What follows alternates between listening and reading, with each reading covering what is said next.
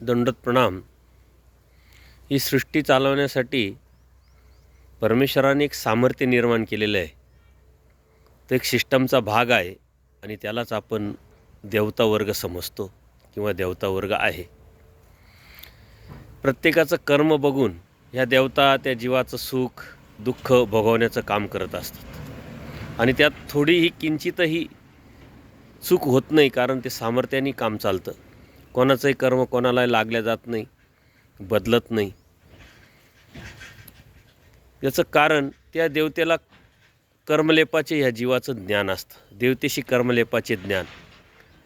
श्रीचक्र स्वामींनी देवता वर्गाविषयी आपल्याला सर्वच ज्ञान करून देण्याचा उद्देश हा आहे की देवता वर्गाच्या बाहेर पडून आपण परमेश्वराला ओळखावं, जाणावं, अनन्य भावी शरण जाऊन परमेश्वराची भक्ती करावी आणि आपलं हित करून घ्यावं. दंडोत प्रणाम.